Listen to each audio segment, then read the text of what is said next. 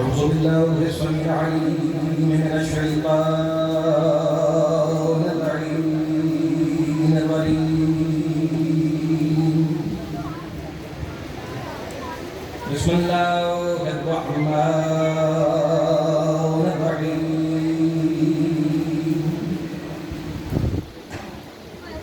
الحمد لله وكفى وسلام على عباده الذين اصطفى،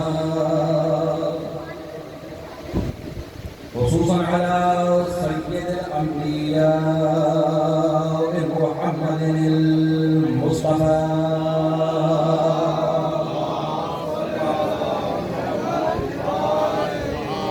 المركب بالياسين والطه وعلى آله الطيبين الطاهرين المعصومين النجباء الشرفاء الذين نذهب الله عنهم الرجس وطهرهم تطهيرا.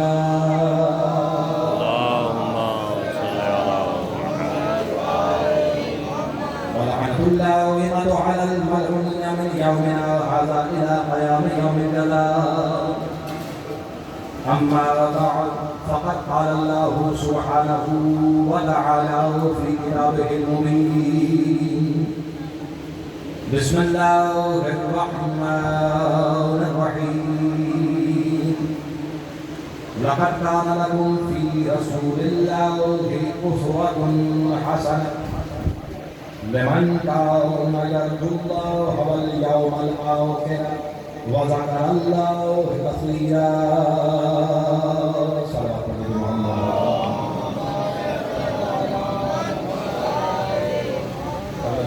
سب سے مخصوص مرتبہ سورہ فاتحہ مع اخلاص جمیع مرحومین مومنین و مومنات محبین محمد و آل محمد بانیان قیامت الظاہرہ مرحومین بخصوص آج کی 89 تابش کس خاندان کی ہے اس خاندان میں مرحومین کی ہے.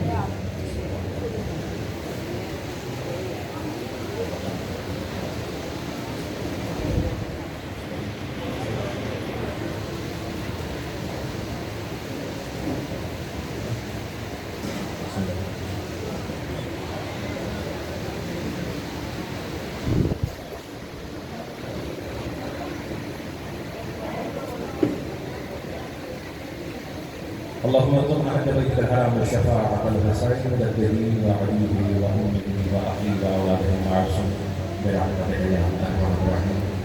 بعدنا بالواسطة في حديث رسمي بخصوص آج کی شب کا واسطہ جناب باب الحوائج سکتا حاضرین محفل جو بھی حوائج جو بھی دعائیں اپنے دلوں میں لی ہوئی ہیں اپنی بات کرتے مقبول و منظور فرما.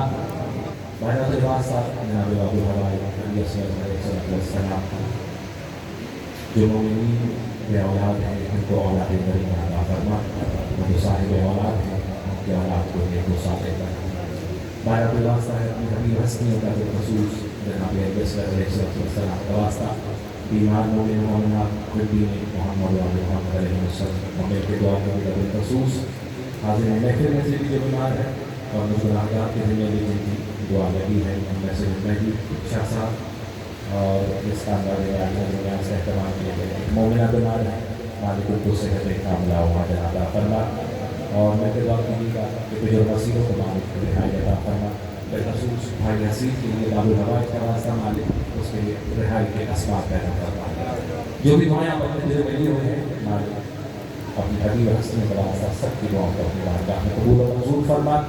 اور عزاداران سے جو شہداء محبین محمد و محمد علیہ السلام مظلوم کربلا جہاں جہاں مصروف رہتا ہے مالک سب کی جان مال عزت آبرو کی حفاظت و برقرار فرما.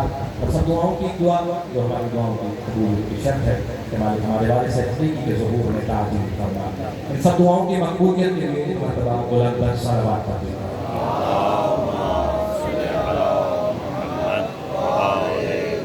سادات اعزاز مومنین کرام، چھٹا سلسلہ گفتگو کا موضوع آپ کے اذہان عالیہ میں آپ کا آنا مالک اللہ میں قبول و منظور فرمائے اور آپ کا آنا وسیلہ بنے قربت محمد علیہ. اکثر اعلان ہوتا ہے مجلس سے پہلے کہ جو احباب باہر کھڑے ہیں وہ فرش اعظم پر تشریف لے آئیں. اعلان کرنا چاہیے، کہہ دینا چاہیے، اچھی بات ہے. اگر آپ باہر کھڑے ہیں تو آ جائیں فرش اعظم. لیکن اگر آپ کی عمر، آپ کا سن 18 سے اوپر ہے اور گزشتہ 18 سال اپنے ذکر سنتے ہوئے گزارا ہے، تو پھر میرا خیال ہے کہ آپ کو پتہ ہونا چاہیے اچھی جگہ کے بارے میں اور بہترین جگہ کے بارے میں. تو یہ کہنے کی ضرورت نہیں ہے، یہ درس حسین بھی ہے، درس محمد وآل محمد بھی ہے کہ ہر انسان بہتر سے بہترین کی تلاش میں رہتا ہے. تو جب بہترین موجود ہے، جب فرش اعظم بچ چکا ہے، تو پھر کوئی جواز رہ نہیں جاتا کہ آپ کا کہیں بھی کھڑے ہونا یا کہیں پر بھی بیٹھ جانا یا کہیں پہ گفتگو کرنا، کیونکہ اس سے بہترین جگہ یہاں پر بتایا جا چکا ہے. آپ کو اکثر ان چیزوں کے بارے میں تذکرہ کیا ہے کہ مجلس حسین آسمان والے اس طرح سے دیکھتے ہیں جیسے ہم یہاں پر بیٹھے ہوئے ستاروں کو دیکھتے ہیں. تو بہت بڑی آپ کو اللہ تعالیٰ نے ایک نعمت سے نوازا ہے، اس کا شکر بھی ادا کیجیے. اس کا شکر یہی ہے کہ جہاں ہو مجلس، جہاں ذکر حسین ہو، تو کوشش کرے کہ جتنا زیادہ وقت اس فرش اعظم پر گزار سکے گزار. کہ آپ کو نہیں پتا کہ کس وقت کون سا ایسا لمحہ ہے. میں نہیں جانتا کہ اس سے پہلے گزر چکا ہے یا ابھی وہ آنا ہے کہ جب ان کی طرف سے کچھ عطا ہونا، اور جب عطا ہونا تو اس وقت میں گلی میں کھڑا ہوں یا کسی چوراہے میں کھڑا ہوں یا کسی دوست کے ساتھ گفتگو کر رہا ہوں، تو دینے والوں کا قصور نہیں، مسئلہ ہم لینے والوں کا. تو جو لینے والے ہیں ان کی مرضی نہیں ہونی چاہیے کہ جب ہم جائیں تو ہمیں عطا کریں. نہیں، فرش اعظم بچ چکا. آپ کا فریضہ یہ ہے کہ جب سے بھی چاہے، جب سے آپ گھر سے اس نیت سے نکل آئیں تو بس پھر اب اور کچھ نہیں. کیوں آپ نے دیکھیں اکثر وضو خانے بالکل ساتھ ہوتے ہیں مسجدوں کے، لوگ گھر سے بھی وضو کر کے آ سکتے ہیں. حالانکہ کہا بھی یہی جاتا ہے کہ گھر سے وضو کر کے آئیں تو جتنے قدم آپ اٹھائیں گے آپ کو اتنا ثواب ہے. اچھا، وضو خانے کے لیے اس لیے قریب ہوتا ہے کہ اکثر لوگ یہ بھی کہتے ہیں کہ جب گھر سے وضو کر کے نکلتے ہیں تو کوئی نہ کوئی مل جاتا ہے، تو خدا نہ خاصا زبان سے ایسی جملہ نکل جاتا ہے، بات نکل جاتی ہے کسی کے بارے میں، ٹھیک ہے، کوئی ایسی لفظش ہو جاتی ہے، کسی کی برائی ہو جاتی ہے، تو حالت وضو میں گناہ زیادہ ملتا ہے. آپ گھر سے نیت کر کے آ رہے ہیں کہ اپنے ذکر حسین میں بیٹھ رہے ہیں، تو جس طرح وضو کر کے اس بات کا خیال کریں کہ وضو ہے تو گناہ زیادہ ہو جائے گا، کوئی ایسی لفظ بات نہ ہو جائے، فضول بات نہ ہو جائے، ذکر حسین میں آتے ہوئے اس چیز کا خیال رکھیں. یہ ابھی آپ کس کے اوپر پاؤں رکھ کے آئیں گے؟ یہ ابھی آپ نے جھنڈا دیکھا ہے، یہ جامعہ کے بالکل گیٹ کے اوپر. آپ کو تسلی ہوئی جب آپ نے اس کے اوپر پاؤں رکھا؟ تو شفیع ملی آپ کو؟ وہ احساس سے سکون ہوا ہے؟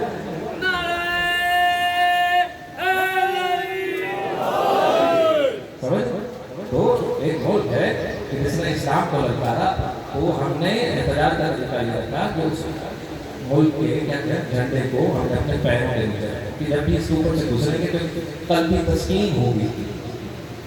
یہ تم نے اسلام کو للکارا ہے تو ہم تمہیں یہاں پر سمجھتے ہیں اپنے پیروں کے نیچے. ایسے ہی ہے نا، حقیقت ہے نا کہ ہم آپ کو پیروں کے نیچے سمجھتے ہیں، ہم آپ کو کچھ بھی نہیں سمجھتے. تو میں یہ کہنا چاہتا ہوں کہ جس طرح آپ نے اس ملک کے جھنڈے کو اپنے پیروں تلے ڈھونڈا ہے، اسی طرح اپنی خواہشات کو، اپنی لغویات کو بھی یہاں پر اپنے پیروں کے تلے روند کے فرش اعظم پر تشریف. صلوات پڑھ دیجیے محمد محمد. بہرحال آپ نے بالکل بھی کہ یہاں پہ کھڑا ہوا جو بھی شخص ہے، اگر آپ سے یہ التماس کرتا ہے کہ تھوڑی توجہ دے، یا یہ التماس کرتا ہے کہ اگر آپ باہر کھڑے ہو اندر آ جائیں، تو آپ نے قطعاً برا نہیں منانا، قطعاً برا نہیں منانا. وہ آپ کو اچھے اور بہترین مقصد کے لیے آواز دے رہا ہے، ٹھیک ہے؟ جو آپ کر رہے ہیں اس سے کہیں بہتر ہے. میں تقریباً گھنٹہ بولوں گا، آپ خاموش رہیں گے، سنیں گے مجھے. ہو سکتا ہے میرا بولنا اتنی بڑی عبادت شمار نہ ہو جتنا آپ کا خاموشی بڑی عبادت بن جائے گا. کیا آپ کم از کم حق کی بات کو سن تو رہے ہیں؟ سننا بھی عبادت میں شمار ہے، اور وہ جو بولنے والی عبادت سے بڑھ جاتا ہے. تو مقصد سے وہ یہ کہ جتنا ہی وقت آپ نے یہاں پر گزارنا ہے پوری توجہ کے ساتھ اخلاص کے ساتھ کوشش کرنی ہے کہ آج سیدنا کو بھی راضی کر دوں کسی حد تک اور ان ہستیوں کو بھی جن کے پوچھنے کے لیے ہم سب یہاں پر مجتمع ہیں۔ مولا آپ کی توفیقات خیر میں اضافہ فرمائے ایک مرتبہ پھر زمانے کو معطر کیجیے درود پاک سے۔ آج کی بنا پر میں ان ناموں کو نہیں دوہرا رہا لیکن یقیناً پورے ذکر میں وہ شامل بھی رہیں گے، ان کے لیے دعا بھی ہوگی کہ جنہوں نے نظر و نیاز کا اہتمام کیا ہے، مالک ان کی جو بھی خواہشات ہیں، جو بھی مشکلات ہیں، مالک ان کو آسانی عطا فرمائے اور ان کی توفیقات خیر میں اضافہ فرمائے۔ بغیر کسی وقت اور ضائع کی ہوئی میں بالکل موضوع کی طرف آتا ہوں جو گزشتہ 5 دنوں سے آپ سماعت فرما رہے ہیں، سورہ احزاب 21ویں آیت، جس میں خدا متعال فرما رہا ہے لَقَدْ كَانَ لَكُمْ فِي رَسُولِ اللَّهِ أُسْوَةٌ حَسَنَةٌ، ہم نے اپنے رسول میں تمہارے لیے اسوہ حسنہ رکھا ہے، لیکن کچھ شرطوں کے ساتھ کیا؟ اس کے لیے کہ جو اللہ پر بھی یقین رکھتا ہو، آخرت پر بھی یقین رکھتا ہو، وَذَكَرَ اللَّهَ كَثِيرًا، اور اللہ کا ذکر جو ہے وہ کثرت سے کرتا۔ لیکن موضوع یہ ہے کہ اگر اسوہ رسول کو جاننا ہے تو کہاں سے جانے؟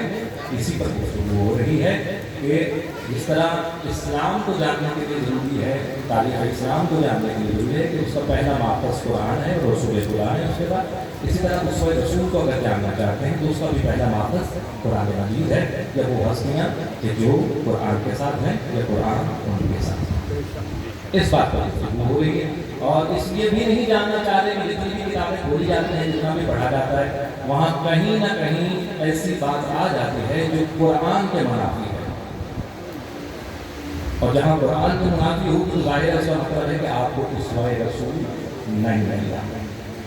اسوہ رسول اس لیے ضروری ہے، اس کی معرفت، اس کا جاننا، تاکہ آپ اسوہ رسول کی معرفت حاصل کر کے دین اسلام کو حاصل کر سکیں۔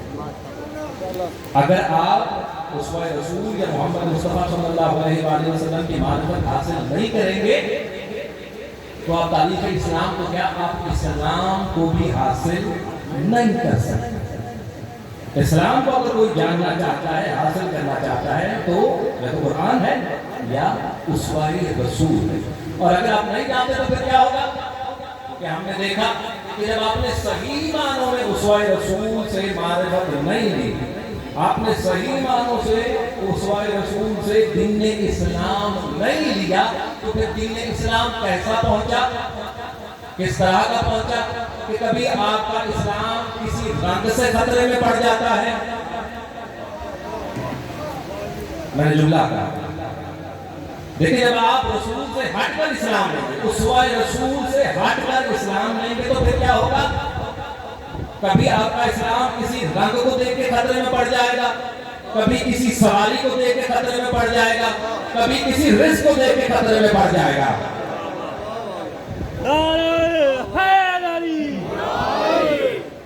تو ضروری ہے، دیکھیں اگر اسوہ رسول سے اسلام نہیں لیا تو کتنی قباحت ہے، کتنے مسائل ہیں، لیکن لوگوں نے ان مسائل کو گلے لگا لیا، طے کر لیا کہ اسوہ رسول سے اسلام نہیں لینا۔ سمجھ رہے ہیں آپ؟ یعنی کہ اگر باریکی میں جانا ہے تو یہاں پر ایک چھوٹی سی جیب اور لگے گی، سمجھ رہے ہیں؟ کس لیے؟ کہ سنت رسول پوری ہو۔ شاید آپ یہ ثابت نہ کر سکے، سمجھ رہے ہیں بات کو؟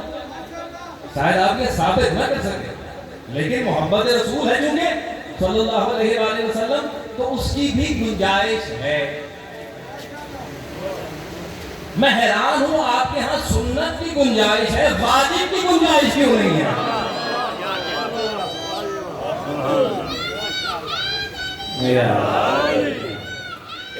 سلام زندہ باد مردہ باد۔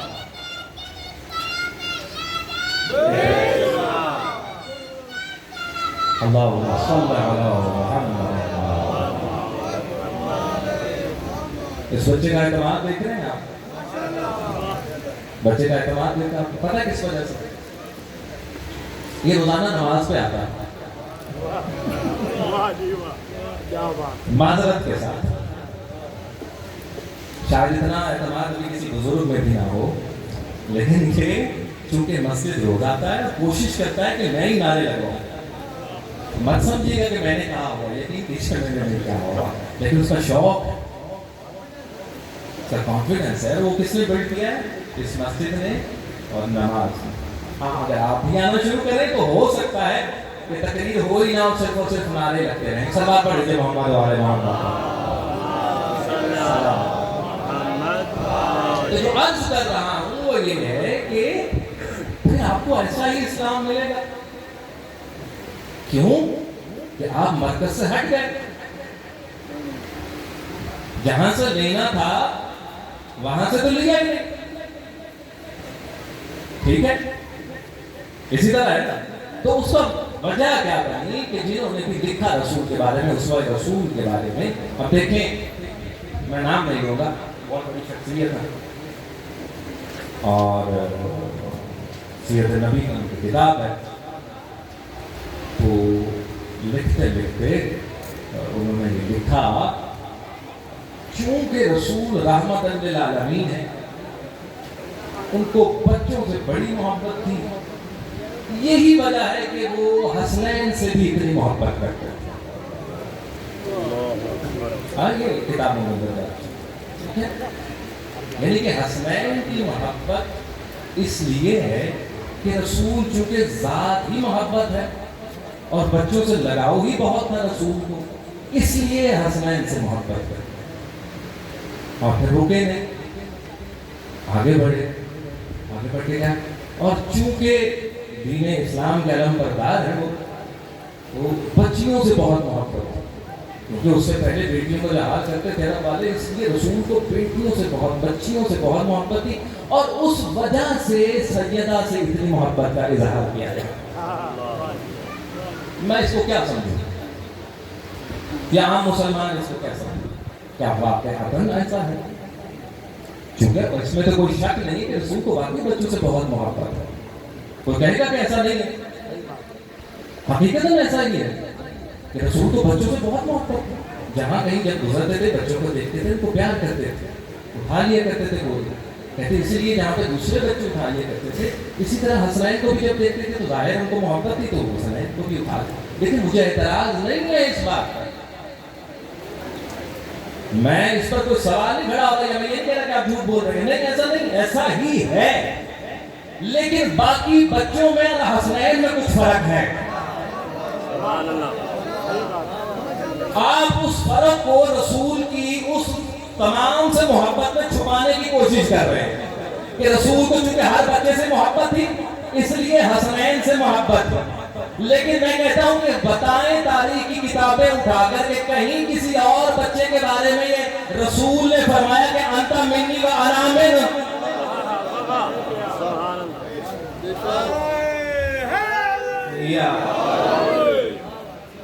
اگر کسی اور بچے کے بارے میں یہ فرمایا تو میں آپ کی بات سر آنکھوں پہ رکھتا ہوں کہ واقعات رسول کے حسنین سے وہ محبت بھی اسی طرح کی ہے جیسے باقیوں سے ہے. لیکن انت منی کی اس کا یہ لگا کر رسول نے فرق آپ لوگوں کو بتایا. اب بچیوں سے محبت ہے یقیناً ہے، لیکن ہے کوئی اور بچی میں جس کے بارے میں بضاعت منی کی حدیث موجود ہو کہ یہ میرے جگر کا ٹکڑا ہے؟ اگر کوئی ہے تو صرف اور صرف فاطمہ الزہرا ہے، اور کسی بچی کو یہ مقام حاصل ہے. تو اس طرح کی باتیں کریں، کہیں نہ کہیں عام مسلمان کے ذہن میں یہ بات ڈالی جا رہی ہے کہ جس طرح باقی بچے ہیں اسی طرح حسنین کریمین بھی ہیں، جس طرح باقی بچیاں ہیں اسی طرح سیدہ سلام اللہ علیہا بھی ہیں. صلوات پڑھیے گا محمد وعلی محمد. لیکن بات وہی کہ اگر آپ نے صحیح معنوں میں معرفت محمد مصطفیٰ رکھی ہوتی تو یہ بات نہ ہوتی. ہم پہلے دن سے یہ عرض کر رہے ہیں کہ رسول کا ہر عمل، ہر فعل، ہر قول، ہر فکر تابع وحی ہے. اگر کسی کو منیت کی منزل پر آ رہے ہیں تو ذاتی خواہش کی بنا پر نہیں، وحی خدا کی وجہ سے. اگر کسی کو بذات منی کہہ رہے ہیں تو اپنی ذاتی محبت کی وجہ سے نہیں. دیکھیں کہا ہوگا اور بچوں سے بھی محبت ہو، لیکن کبھی کسی اور بچے کو دیکھ کے آسمان کی طرف منہ کر کے کہا ہے کہ یا اللہ میں اس سے محبت کرتا ہوں؟ کبھی اللہ کو گواہ بنا کر کسی اور بچے سے محبت کا اظہار کیا رسول نے؟ جب بھی گواہ بنایا اللہ کو ان ہستیوں کے لیے، اللہ میں ان سے محبت رکھتا ہوں، تو بھی ان سے محبت رکھ. اور جو دیکھیں بات یہ ہوتی ہے محبت صرف یہ نہیں کہ میں بھی ان سے محبت رکھتا ہوں تو بھی ان سے محبت رکھ، نہیں، بات تو ہوتا نہیں. جو ان سے محبت رکھے تو ان سے بھی محبت رکھ. جملے کو روکا نہیں. اور پھر دوسری بھی بتائے، جیسے کہ میں نے پہلے کہا مبشرا و نذیرا. اے خدا میں ان سے محبت کرتا ہوں تو بھی ان سے محبت کر، اور جو ان سے محبت کرے تو ان سے بھی محبت کر، اور جو ان کو تکلیف پہنچائے،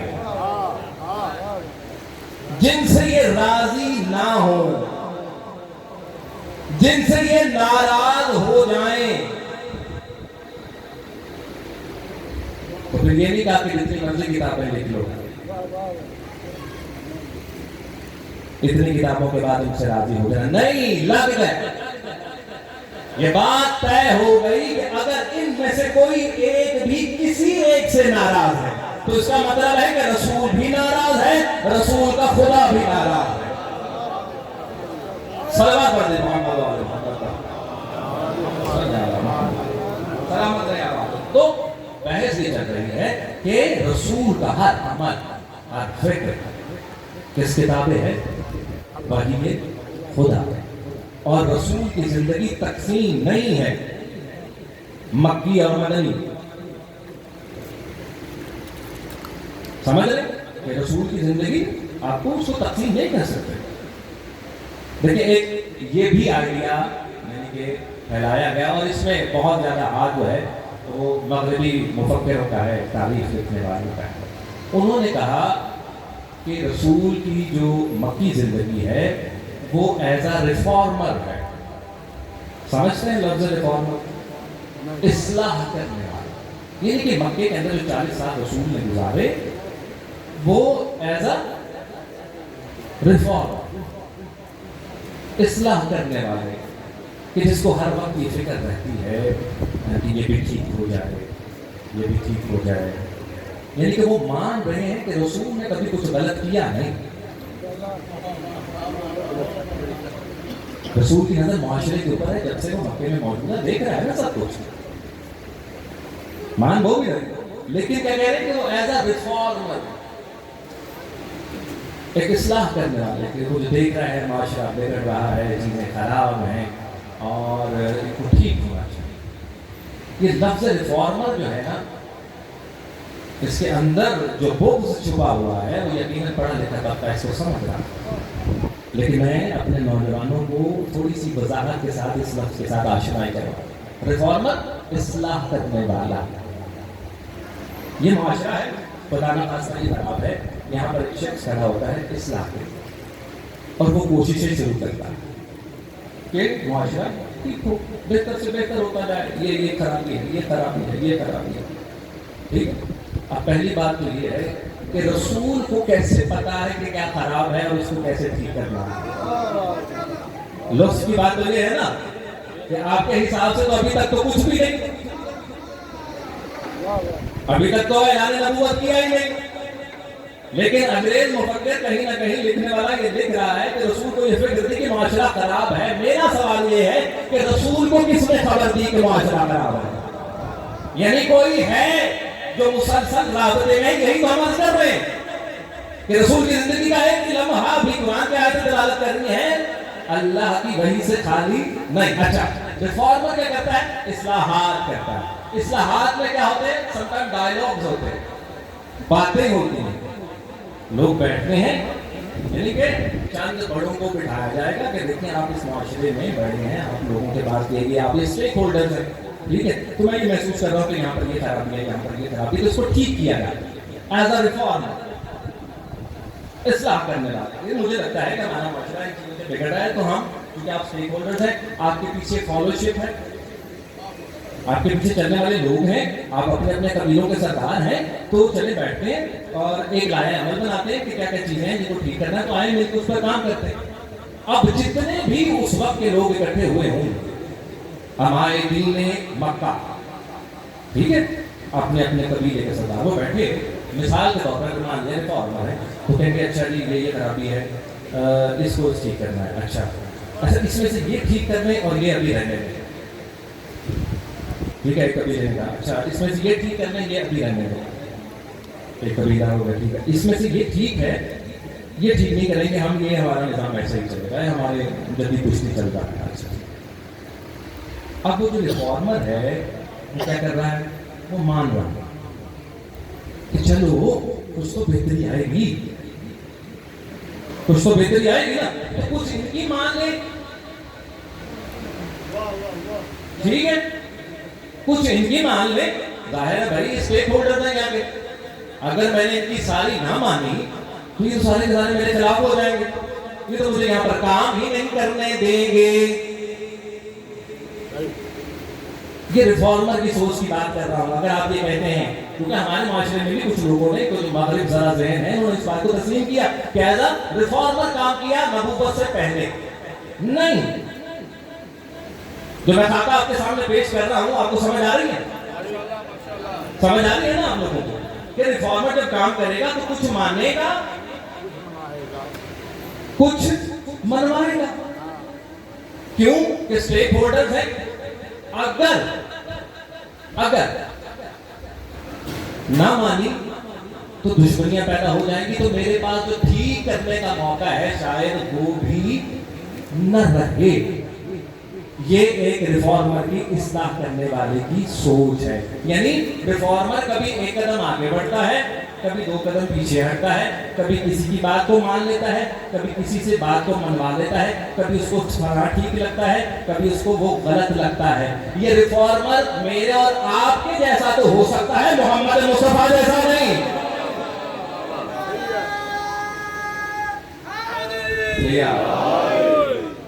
محمد مصطفیٰ کو یہ خطرہ نہیں ہے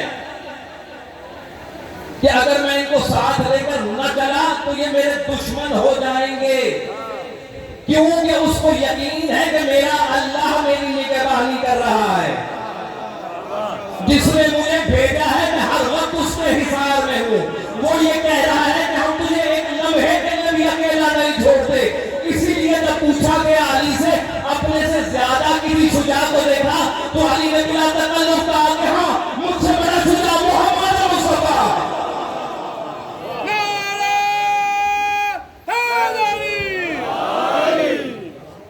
تو رسول ریفارمر نہیں، ہاتھی بن کر آیا۔ ریفارمر سمجھوتا کر لیتا ہے، ہاتھی کبھی بھی سمجھوتا نہیں کرے گا۔ صلوات پڑھیے محمد والے محمد۔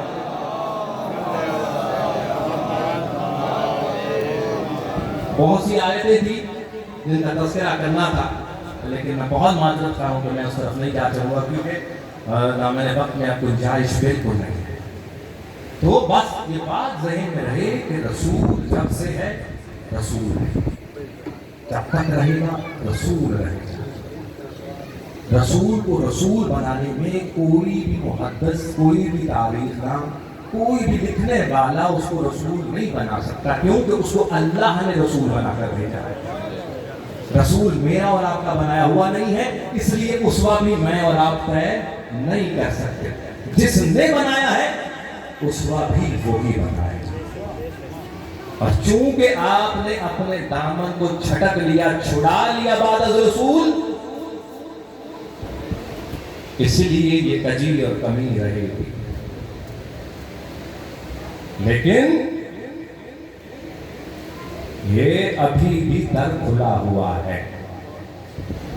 آئیں اگر محمد مصطفیٰ صلی اللہ علیہ وآلہ وسلم کی عظمت کے بارے میں جاننا چاہتے ہیں، معرفت کے بارے میں جاننا چاہتے ہیں، تو یہ ذکر حسین آپ کو بتائے گا کہ محمد مصطفیٰ کس بلند ہستی کا نام ہے۔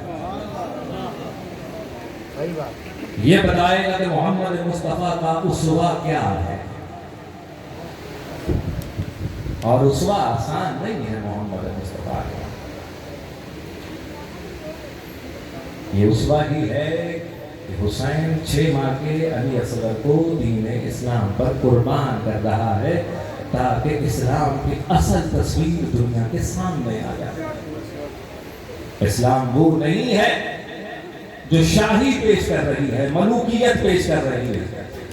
اسلام وہ ہے جو حسین 6 ماہ کا علی اصغر دے کر بتا رہا ہے کہ یہ اسلام ہے، یہ اسوہ رسول ہے۔ یقیناً ابھی تھوڑی ہی دیر بعد آپ ایک گہوارے کی زیارت کریں گے۔ تاریخ آپ کو پتا ہے اس گہوارے کی کیا ہے؟ آج کے مسائل یقیناً تھوڑے سخت ہیں، باب الحوائج کے مسائل ہیں۔ ایک جملہ کہوں گا اس ہستی کے بارے میں جس کے مسائل پڑھنے جا رہی ہے کہ اکثر ہم نے لفظ پڑھا ہوا ہے مختصر مگر جامع۔ لفظ سنا ہوا ہے مختصر مگر جامع۔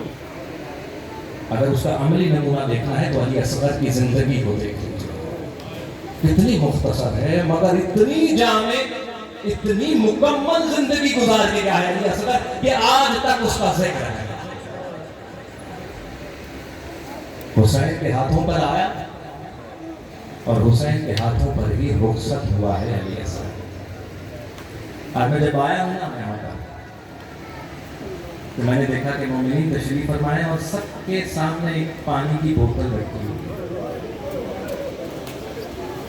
اس سے زیادہ مسائل پڑھوں اور ضرورت ہے آپ کو سخت جملے کی؟ یہاں پر بھائی ابھی بیٹھے ہوتے جو آ رہا تھا اس کو پانی کی بوتل پکڑا کہ گرمی کی شدت ہے، پنڈال میں بیٹھیں گے گرمی بھی محسوس کریں گے تو یہ پانی بھی اللہ یہ صدقہ ہے علی اصغر کا، صدقہ ہے علی اصغر کا۔ ہر مومن کو آنے کی بوتل پانی اس کے سامنے ہے، جہاں پیاس محسوس ہوگی پانی پیے گا، کوئی روکے گا نہیں۔ آئے ذرا کربلا میں علی اصغر کو دیکھیں، 3 دن کا بھوکا پیاسا ہے، 3 دن۔ حضراتو جب روانہ ہوا نا حسین، واقعہ ہے نا ذہنوں میں کہ علی اصغر جناب سمرہ کی گود کو چھوڑ ہی نہیں رہا۔ ہر بی بی آتی تھی لیکن علی اصغر جانے سے انکار کرتا۔ جب خبر حسین تک پہنچی نا تو حسین خود آئے بی بی سمرہ کے پاس، علی اصغر کے کان میں کچھ کہا، علی اصغر نے تڑپ کر سمرہ کی گود کو چھوڑا۔ باپ کے سینے سے، باپ کے سینے دشان ہے تو صاحب ایک جملہ کہا کرتے تھے شہادت علی اصغر کہ جب کوئی جتنا بڑا بادشاہ ہوتا ہے کوئی خط لکھتا ہے نا اپنی کوئی تحریر کی تو جتنا بھی بڑا خط ہو آخر میں ایک چھوٹی سی مہر ضرور لگاتا ہے تاکہ یہ پتہ چل سکے کہ یہ بادشاہ کا خط ہے۔ حسین نے قربانی کا اتنا بڑا پرچہ بنایا لیکن یہ علی اصغر 6 ماہ کی چھوٹی سی مہر لگا کر بتائی کہ یہ قربانی کس کی طرف سے۔ علی اصغر اس شہزادے کا، علی اصغر ساتھ ساتھ ہے حسین۔ گریہ کیجئے گا روئیے گا تو اس شہزادے کی پیاس پہ بھی اور شہادت پر۔ کہتے ہیں کہ جب شب عاشور آئے حسین کھڑے ہوئے، اصحاب کو دیکھا، اب بیویوں کے خیموں کی طرف بڑھے، ایک ایک خیمے کے باہر جاتے ہیں، اندر تشریف نہیں لے کے جاتے، کچھ دیر باہر کھڑے ہوتے ہیں اور پھر مسکراتے ہوئے آگے بڑھ جاتے ہیں، کیونکہ ہر ماں اپنے بچے کو تیار کر رہی ہے کہ دیکھو بیٹا کل تمہارے مولا پر مشکل آتا ہے۔ ہر بچہ، ہر ماں اپنے جوان کو کیا ہے، دیکھو مجھے فاطمہ الزہرا کے سامنے سرخرو ہوگا، دیکھو کل ایسا جہاد کرنا، ایسی قربانی دینا کہ جب تمہاری ماں سیدہ کے سامنے ہو تو فخر سے سامنا کرے، ایسے جان لٹانا اپنے بقی ماں کے اوپر، ایسا جہاد کرے۔ ایک ایک خیمے میں جاتے ہیں، سکھے ایک مرتبہ کچھ دور حسین نے محسوس کیا کہ بی بی رو رہی ہے، دیکھا تو خیمہ کسی اور کا نہیں، بی بی رباب کا خیمہ ہے، رباب کے رونے کی آواز آئی، حسین خیمے میں داخل ہوئے، جیسے ہی داخل ہوئے فوراً کہتے رباب اصغر تو ٹھیک ہے، اصغر کو تو نہیں کچھ ہو گیا، جانتے ہیں نا 3 دن کا بھوکا ہے, 3 دن سے پیاسا ہے علی اصغر, اور سب سے چھوٹا ہے لشکر میں. ہر کسی کی پیاس کی برداشت زیادہ ہے, اس چشمائے کی سب سے کم. تو خیال آیا اور تو پوچھا رباب علی اصغر کو کچھ ہوا تو کہتے نہیں مولا علی اصغر تو پھر کیوں رو رہی ہو؟ کہتی مولا ہر ماں خیمے میں اپنے جوان بیٹے کو آپ پر قربان کرنے کے لیے تیار کر رہی ہے. مجھے اس گھر سے سب کچھ ملا, لیکن آج تک قربانی کی باری آئی تو اللہ نے بیٹا اتنا عطا کیا ہے, اس کی عمر اتنی ہے کہ میں گھٹنوں کے بل اس کو لے جا کے جہاد نہیں کروا سکتی. دوسری اولاد سکینہ جیسی بیٹی ہے کہ بیٹیاں کبھی میدان جنگ میں نہیں جاتی. حسین نے ایک دفعہ ساتھ جھکایا, میں کہتا ہوں یقیناً وہ یہی کہہ رہے ہوں گے کہ رباب پریشان نہ ہو, کل کا دن تو آنے دے, یہ تیرا چشمہ ایسا جہاد کرے گا کہ لوگ پاس کا جہاد بھول جائیں گے. اور تو کہتی ہے سکینہ جہاد کے بعد یہ یہاں کربلا سے لے کر شام تک تماچے کھاتے ہوئے ایسا جہاد کرے گی کہ یزید کے نام کو کالی بنا دے گی. رباب پریشان ہے. حسین صبح عاشور ہوئی, جہاد کا آغاز ہوا, اصحاب جاتے رہے, حسین لاشیں لاتے رہے, عزر لے کر جاتے, حسین لاشیں لے کر آتے. کہتے کہ مرتبہ وہ وقت آیا کہ جب حسین اکیلا رہ گیا, دائیں دیکھا بائیں دیکھا, ایک مرتبہ لاشوں کی طرف دیکھے, کہتے حل من ناصر ینصرنا, ہے کوئی مجھ غریب کی مدد کرنے والا. جب حسین کا عزت سا بلند ہوا, وہ حضرات عظمت کے خیموں سے چیخیں بلند ہوئی. حسین گھبرا کر خیموں کی طرف, زینب کیا ہوا؟ ابھی حسین زندہ ہے. بیویاں روتی کیوں ہے؟ بھیا حسین ایسا نہیں. جب سے آپ نے حل من ناصر کی صدا دی, علی اصغر نے اپنے آپ کو جھولے سے گرا. علی اصغر نے جھولے سے کہا اچھا لاؤ علی اصغر کو پوچھے. ایک مرتبہ علی اصغر کے چہرے کو دیکھا, کہا کہ اچھا اس کو لے کر جاتا ہے, شاید دشمنوں کو رحم آ جائے, شاید اصغر کو کچھ بھوک پانی میں دیا, شاید علی اصغر کیا. کہتے کہ ایک مرتبہ جب حسین لے کر مقتل کی طرف جانے لگے نا, ایک دفعہ بی بی رباب کہتے مولا روکیے, علی اصغر کو مجھے دے دیں. حسین نے کہا کیوں, کیا ہوا رباب؟ کہ اصغر کو مقتل میں بھیجنے کا دل نہیں ہے, تم نہیں چاہتے کہ علی اصغر جائے؟ کہتے نہیں, ایک مرتبہ مجھے دے. آپ ہوش میں لیا, ایک مرتبہ رباب اپنے خیمے میں گئے. اب جب تھوڑی دیر بعد رباب واپس آئی تو کیا دیکھتے علی اصغر نے نیا کرتا پہنا ہوا ہے, کنگھی سے بال بنائے ہوئے, آنکھوں میں سرما لگایا ہوا, تیار کر کے مولا کی خدمت میں پیش کرتے, اور کان میں کہتے علی اصغر آج رات جب دادی کے پاس جاؤ گے نا, تو اگر دادی پوچھے کہ ماں نے چہرہ نہیں دھلایا تو ماں کی مجبوری بتا رہا کہ خیموں میں پینے کے لیے پانی نہیں تھا. کہتے حسین کے حوالے کی علی اصغر کو حسین لے کر چلے, فوجی اچھی آنے گئی ہے. حسین آ گئے, کہتے ایک مرتبہ جب گھوڑے سے اترے ہیں حسین, اب کیا دیکھا کہ گود میں کچھ ہے. کیا سمجھا انہوں نے کہ حسین قرآن کا واسطہ دے کے آیا. ایک مرتبہ فوج کی طرف رخ کر کے علی اصغر کے چہرے سے ابا ہٹائی. حسین نے جملے کہے, تمہاری جنگ میرے ساتھ ہے, تمہارا قصوروار ہے, تم مجھے مارنے آئے ہو نا, میں حاضر. اس بچے کا کیا قصور ہے جن کی چھوٹی چھوٹی اولاد ہے؟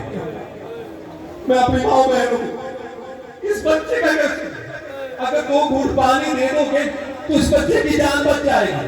دیکھو 3 دن سے پیاسا ہے, اس کی ماں کا دودھ خشک ہو چکا ہے. جب حسین نے بتایا تو بہت اچھا تو کہا حسین تو خود پانی پینا چاہتا ہے, بہانہ اس چشمہ کا بنا رہا ہے. کہتے اچھا تمہیں یہ لگتا ہے کہ اس کی بہانے میں پانی پینا چاہتا ہوں, لو میں حجت تمام کرتا. اس طرح علی اصغر کو دیکھ کے زمین پر رکھا, کہا علی اصغر تو حیدر کرار کا پوتا ہے, حسین کا بیٹا ہے, ایک مرتبہ حجت کو تمام کر. فوج اشیاء کو بتا کے تو پیاسا ہے. کہتے کہ جب حسین نے حکم دیا تھا علی اصغر کو, علی اصغر نے چہرے کا رخ فوج اشیاء کی طرف تاریخ کی ننھی سی زبان دہن سے باہر آئی. علی اصغر نے اپنے سوکھے ہونٹوں پر زبان پھیری. اشیاء نے نبی منظر دیکھا, سب نے چہرے کو پلٹا کہ کوئی نہیں جاتا علی اصغر کے چہرے کو. فوج اشیاء نے عمر سعد نے دیکھا کہ منظر بدل رہا, دوڑ کر حرملہ کے پاس آیا. حرملہ جلدی کر, حسین کے کلام کو قطع کر دے, اگر ایسے رہا تو ابھی بغاوت شروع ہو جائے گی. حرملہ کو حکم ملا, حسین نے یہ سوچ کو دوبارہ گروہ میں اٹھایا. عمر سعد نے حکم دیا کہ حسین کے کلام کو قطع کر دے. ہم منظر دیکھیے گا. کہتے ہیں کہ حرملہ نے کمان اٹھایا, ایک بھالے کا بھی تیر تھا, 2 اور 3. مسائل یہی ہے کہ عرب میں کسی بھی جوان کو گرانے کے لیے ایک بھال کا تیر کافی ہوتا ہے. اللہ اکبر, اللہ اکبر. کسی جوان کو گرانے کے لیے علی اصغر کے لیے تیر وہ استعمال کیا گیا جو سواریوں کو گرانے کے لیے کیا جاتا ہے. اللہ اللہ.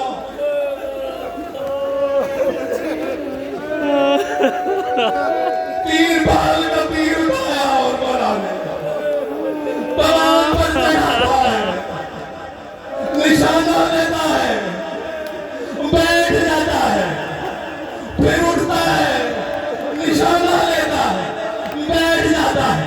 جب 3 مرتبہ اس طرح ہوا, سنان قریب آ کے کہتا ہے حرملہ کیا ہوا؟ اگر کوئی مجھ سے پوچھے نا کہ عرب کا سب سے مہارت والا تیر انداز کون, تو حرملہ میں تیرا نام لوں گا. تجھے کیا ہوا؟ ایک بچے سے ڈر گیا. کہتا بات ڈر کی نہیں ہے, اللہ جانے یہ جملہ کیسے لے گیا, بات ڈر کی نہیں. جب بھی کمان پر تیر لگاتا ہوں تو دیکھتا ہوں پیچھے قیام حسینی میں ایک پتا ہٹتا ہے, ایک بیوی باہر آتی ہے, اس کے ہاتھ جڑے ہوئے ہیں. مجھے لگتا ہے ایسے کہتی ہے معصوم کا گلا دیکھ, اپنا تیر دیکھ. مجھے ساتھ کہتا ہے جلدی کر, بس زیادہ رو, کمان پر تیر چڑھایا, تیر چڑھا آیا. علی اصغر نے گلے پر لیا. علی اصغر کو شہید کروانا تھا کہ جس کا وزن اس کے تیر سے کم ہے. اور میں یہاں پر سوال کروں گا, اللہ تعالیٰ مسائل سنتے رہتے ہیں. جب بھی بھاری تیر کسی کم بھاری چیز پر لگے تو پتہ ہے کیا ہوتا ہے, چیز ہوا میں بلند ہوتی ہے. تیر لگنے سے پہلے علی اصغر گوتے حسین میں تھا, اب تو تیر آ کر لگا, علی اصغر گود میں نہیں, ہوا میں بلند ہو.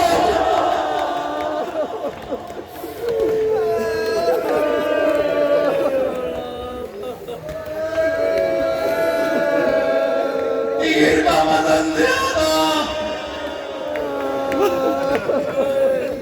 چشمہ کا وزن کم تھا. اجرکم اللہ. تاریخ کہتی ہے کہ تیر علی اصغر کے گلے سے ہوتا ہوا حسین کے بازو میں پیوست ہوا. 2 مرحلے بڑے مشکل ہیں حسین, 2 مرحلے بڑے مشکل ہیں. مسائل میں پڑھ دوں گا, لیکن یہ فیصلہ کرنا بڑا مشکل ہے کہ علی اصغر سے گلے سے تیر نکالتے ہوئے حسین کو تکلیف زیادہ ہوئی یا علی اکبر کے کلیجے سے بچی نکالتے. اللہ جانے حسین نے کس طرح سے کہتے تیر نکالا. اب آقا ہونے کے بعد پھر علی اصغر پر ڈالا. یہ وہ حسین ہے جو ہر شہید کا لاشا اٹھا کر لاتا ہے. اس میں علی اکبر کا بھی ہے, قاسم کا بھی ہے, عباس کے بازو بھی ہے, اور محمد کے لاشے میں کبھی حسین ڈگمگایا نہیں. کسی کا بھی لاشا لاتے وقت حسین نے سوچا نہیں کہ خیموں میں لے کر جاؤں کہ نہ جاؤں. ام لیلا بھی وہی تھی, رباب بھی وہی ہے, ہر لاشے کو اٹھا کر لے کر گئے ہیں حسین خیام. لیکن یہ واحد علی اصغر کا لاشا ہے کہ کبھی 7 قدم آگے بڑھتا ہے, وہ بھی 7 قدم پیچھے ہٹتا ہے. حسین علی اکبر کا لاشا بھی تو لے کر گئے, قاسم کے ٹکڑے بھی تو لے کر گئے, اور محمد کا لاشا بھی تو لے کر گئے. کیا بات ہے کہ علی اصغر کا لاشا چھوٹا سا لاشا لے جاتے ہوئے حسین اتنی مصیبت کی گھڑی. ہو سکتا ہے حسین جواب دے, ہر لاشے کو لے کر گیا ہوں, ہر لاشے کو لے کر گیا ہوں, لیکن اس چچمائے کے لاشے کو کیسے لے کر جاؤں؟ کسی کو یہ نہیں کہہ کر آیا تھا کہ اس کو پانی پلا کر لاتا ہوں. اس کی ماں اور بہن کو کہہ کر آیا تھا علی اصغر کو پانی پلا کر. اب کس طرح سے علی اصغر کا لاشا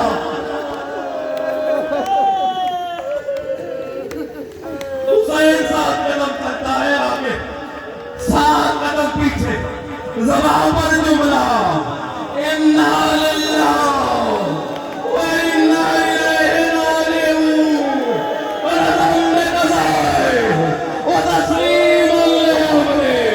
وہ بڑھتے جاتے ہیں غیبوں کی طرف. ایک مرتبہ اصغر کا لاشا لے کر پہنچے, سکینہ بھاگتی ہوئی بابا, علی اصغر نے پانی پی لیا. حسین کہتے ہاں سکینہ, علی اصغر نے ایسا پانی پیا کہ اب قیامت تک علی اصغر کو پیاس